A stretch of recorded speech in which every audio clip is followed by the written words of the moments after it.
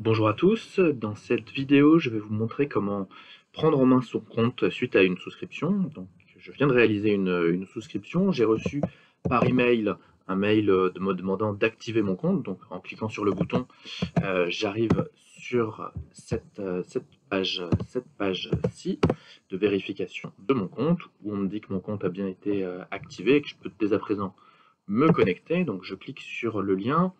Je récupère le nom d'utilisateur et le mot de passe. Donc sur le mail, c'est des informations qui me sont directement communiquées. Il me suffit de les copier-coller.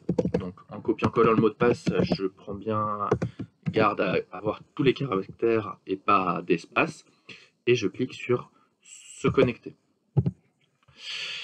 Donc là, quand j'arrive, parfois la montre est en mode transport pour pas avoir de fausses alertes pendant le transport. Donc la première chose à faire généralement, c'est de cliquer sur ici sortir du mode transport quand le bouton s'affiche. Donc on voit qu'il y a plusieurs onglets dans cette interface. Le premier, c'est là où on est avec le tableau de bord, où je vois un indicateur des différentes alertes qui ont pu avoir lieu pendant les dernières 24 heures. L'état du service, donc là c'est une montre factice, donc la batterie est vide et ça fait plusieurs mois qu'elle n'a pas mis de message. Et par ailleurs, on me dit que tout n'est pas à jour. En dessous, j'ai l'historique des alertes quand il y en a. La deuxième page, quand je vais sur la gauche, c'est celle de configuration des alertes. Donc, quand la montre est créée au début, est activé le bouton d'alerte et les alertes de batterie faible et de batterie vide, mais on voit qu'il y a un message d'erreur nous disant qu'il n'y a pas de mode de communication. C'est-à-dire que si on fait cette alerte, il n'y a rien qui se passe. Donc pour rajouter un mode de notification, assez simplement, on va ici cliquer sur configuration des modes de notification et on va pouvoir rajouter une action. Donc les types d'actions qu'on peut rajouter, c'est soit un processus, soit un email, soit un appel téléphonique, soit un SMS. Donc moi, dans un premier temps, je vais juste rajouter un SMS à envoyer à ce numéro. Je valide mon action et là, le temps que ça charge, on visualise bien qu'il y a un SMS qui a été rajouté à ce numéro. Je vérifie bien mon fuseau horaire, là on est en heure d'été, donc le fuseau horaire c'est UTC plus 2 en ce moment. Éventuellement je peux modifier l'affichage de l'heure ici. Je peux aussi activer de nouvelles alertes, donc par exemple je peux activer la détection de chute et de la même façon on va me demander de faire un nouveau processus. Donc là je rajoute un email directement ici. Je peux éventuellement rajouter d'autres actions pour en avoir autant qu'on veut, où je peux avoir des emails, des SMS, des appels téléphoniques en plus. À chaque fois, je rentre le numéro ici. Et on voit qu'ici, les différents modes de notification sont rappelés et sont cumulatifs. Pour la sortie de zone, je vais, donc une fois que voilà, toutes les mises en garde sur la protection des données est validée, je vais pouvoir, comme d'habitude, sélectionner, mettre un mode de notification ici. Hop. Mais ensuite, ce que je veux vous montrer, c'est que je peux aussi configurer l'alerte ici. Donc en cliquant sur cette roue crantée, je vais pouvoir définir la zone de sécurité, donc soit en modifiant le rayon ici, mais je peux aussi modifier le centre. Donc en cherchant, voilà, par exemple, place de la Bastille, Paris, ça a centré sur la place de la Bastille. J'ai cliqué sur Entrée, mais je peux aussi cliquer sur Rechercher sur la carte. Et là, je peux modifier le rayon ici. Si je veux pas d'une zone circulaire comme ça, je peux aussi cliquer sur Zone polygonale. Et dans ce cas-là, je peux rechercher toujours voilà, au-delà de la place de la Bastille. Hop. Et je peux tracer quelque chose de plus précis si besoin, en cliquant sur les sommets du polygone, je vais avoir quelque chose de comme je veux. Une fois que j'ai fini, je valide. Et là, j'ai bien le message de succès qui arrive sur la droite. Donc tout est bien configuré. En validant la sortie de zone, il y a une autre fonctionnalité qui s'est activée automatiquement, c'est le suivi de position. Et on ne peut pas avoir de suivi de position, on ne peut pas avoir de sortie de zone sans suivi de position, mais réciproquement, on peut activer le suivi de position, c'est-à-dire le tracking en temps réel, sans avoir de sortie de zone. Mais là, si je désactive ça, on va aussi me désactiver la sortie de zone. Donc pour toutes les alertes, je vais configurer les modes de notification à chaque fois. Ce qu'on me demande parfois, si je clique sur la chute par exemple, c'est aussi de pouvoir faire des processus. Alors ces processus, pour l'instant, il n'y en a pas, donc je ne peux pas cliquer dessus. Et il faut que j'aille dans l'onglet suivant qui est coassistant et processus. Et donc dans cet onglet, je vais pouvoir visualiser les différents coassistants qui sont créés, c'est-à-dire ceux qui seraient prévenus au moment d'une alerte, et en rajouter de nouveaux. Donc si je veux rajouter, voilà, Monsieur André Champagne, par exemple, avec un email, un numéro de téléphone, donc je rentre toutes les informations, le numéro de téléphone est la donnée obligatoire, le mail pas forcément. J'ajoute le coassistant.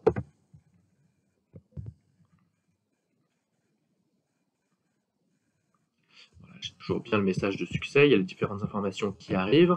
Je peux éventuellement modifier les informations si je me suis trompé. Voilà, c'est madame par exemple.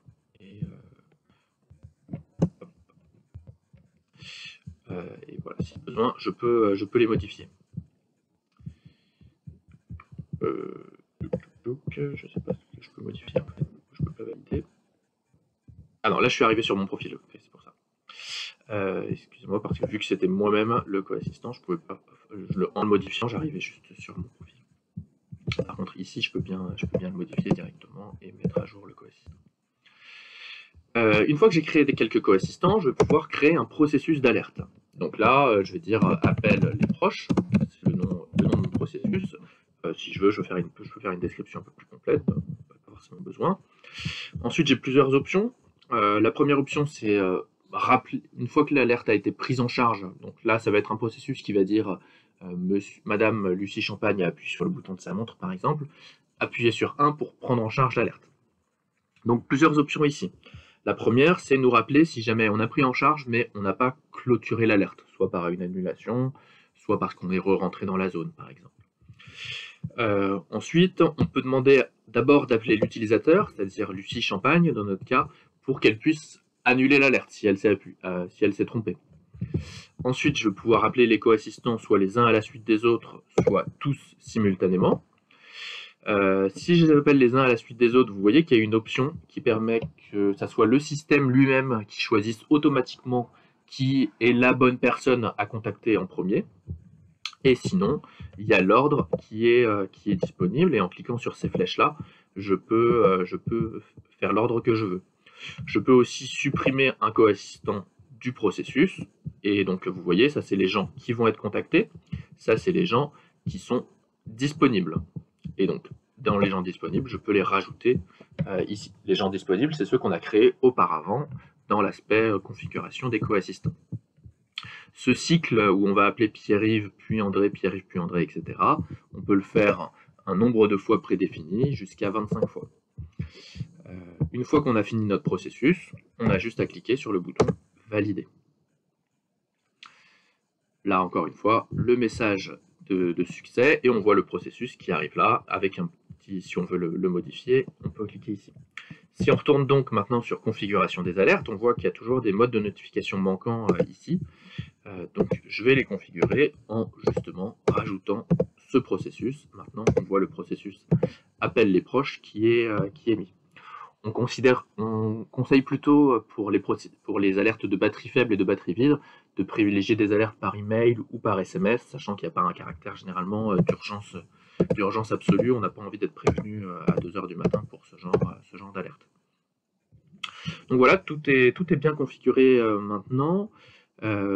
Si j'active le suivi de position ici, sous réserve des bonnes données, on voit qu'il y a une quatrième page qui est apparue, qui est celle d'historique des positions. Bon, là c'est une nouvelle montre, donc il y aura aucune position, mais sinon les positions arrivent ici. On peut les visualiser sur différentes périodes d'acquisition et différentes précisions aussi. Donc on aura plus ou moins de positions dans ces cas-là.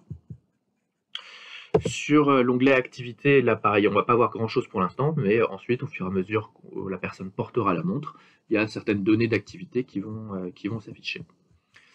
Si jamais on s'est trompé sur le prénom de la personne, le nom, on veut modifier son numéro de téléphone, son adresse, son email, tout ça peut se faire ici. Donc ça c'est vraiment celui qui porte la montre. Et je peux aussi rajouter des informations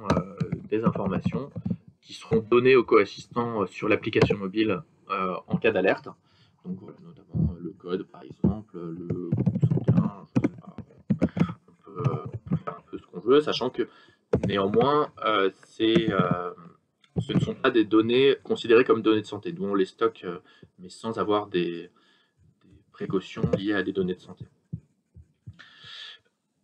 Enfin, il y a tout ce qui concerne le contrat qui se situe là. Donc là, on voit la facture de 25 € qu'on peut télécharger. On voit le numéro de la carte qui a servi au paiement, la date du prochain prélèvement, ce genre de choses. On peut modifier le moyen de paiement ici. On peut télécharger une attestation fiscale. Et enfin, on peut visualiser le contrat, visualiser les conditions générales. Et si besoin, on peut aussi résilier le contrat ici. En cliquant enfin sur cette dernière page, qui est la même que si je clique ici, j'arrive sur mon profil à moi et donc je peux modifier mon propre profil d'utilisation. Les derniers boutons que je peux vous montrer, c'est le bouton de langage ici, donc je peux modifier la langue d'usage. Et enfin, sur le bouton assistance, je vais avoir accès à des vidéos de présentation de l'interface et à la foire aux questions. Et enfin, je peux me déconnecter en cliquant ici. Merci beaucoup.